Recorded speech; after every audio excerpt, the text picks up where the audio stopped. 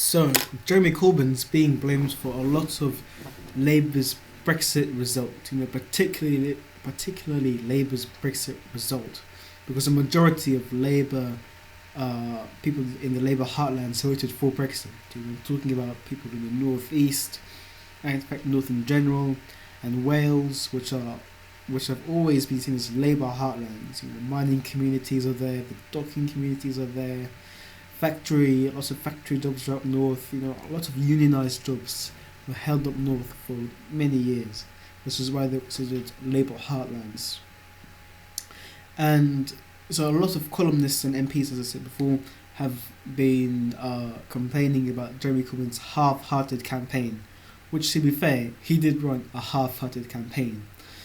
There's actually been a scathing article written by Polly Toynbee, in which she deemed Jeremy Corbyn inadequate, lifeless, and spineless. Ooh. And there's actually a coup going on in which I think quite a lot of the Labour Party, right and moderates, are using this as an excuse to get rid of him, in which I don't really support. However, what I think it's most important is that, look, he did run a half-hearted campaign, and that's undeniable. And to be fair, I don't think he even believed in the European Union himself. I think he's being pushed by facts like workers' rights and people in his own party to vote for Remain, the campaign for Remain. But I don't think he really supported it. No, he definitely didn't. He actually voted against joining the EEC, the European Economic Community, which was kind of like the start of the European Union before it became politicized. And he had the European Parliament, so on and so forth, in Brussels. So he didn't campaign with the same vigor and passion as, for example, his leadership campaign, which inspires so many people, including me, going into politics.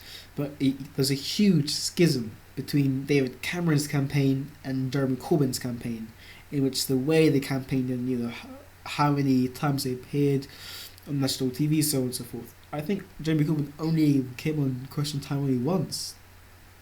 I think that was his only public appearance. But David Cameron, he was seen on TV all over the place.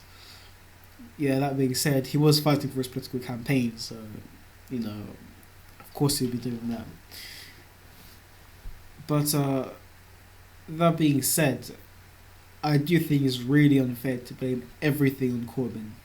Just to say, it's just this guy's fault, when, to be honest, I think that the result of this referendum was already made years ago, even centuries ago.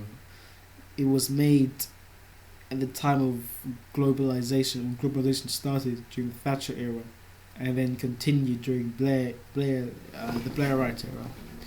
So the idea of globalization, of free trade, of neoliberalism, and to an extent social liberalism. So a lot of these communities in the Labour heartlands were socially conservative, but economically left-wing. And they didn't get any of that. You got social liberalism, but that was put forth by the Blair years, and you got economic liberalism that was put forth by Margaret Thatcher and can kind of continue throughout, as I said, the Blair years. So this feeling of losing your jobs because they're shipped off to India or Pakistan or China, and the idea of not being heard in the political system, because a lot of these Labour MPs, they're treating these areas like their imperial gardens. I'll be surprised if they even campaigned in these areas for the past 20 years. I think they're treating it like that Scottish Labour MPs treated their constituencies before SNP came in on a huge landslide victory. But I do think that a lot of it was due to those external factors that were not to do with Jeremy Corbyn, but were rather to do with, I guess, how the world was going at that time. And I think that this vote wasn't just a protest vote, it was a big, screw you to the system, an anti-establishment feel that, and that because it's a one man, one vote system, one person, one vote system, whatever, you could vote like your vote would actually be heard. It wasn't a first past the post system like you have for a normal general election, which meant that people thought that their voices could be heard, and it kind of just it boiled down to two sides. It boiled down to the latte liberals in London, and I guess in other metropolitan areas, who benefited mainly from globalization, and everybody else who didn't benefit from globalization. And just to boil it down to it's Jeremy Corbyn's fault. That's the guy who did it. That's the guy who you should blame. I just think it's too simplistic, which is why I really don't think that Jeremy Corbyn should be blamed for everything that went on during the Brexit campaign. Even though I think that he should be blamed for maybe a tiny bit. Okay.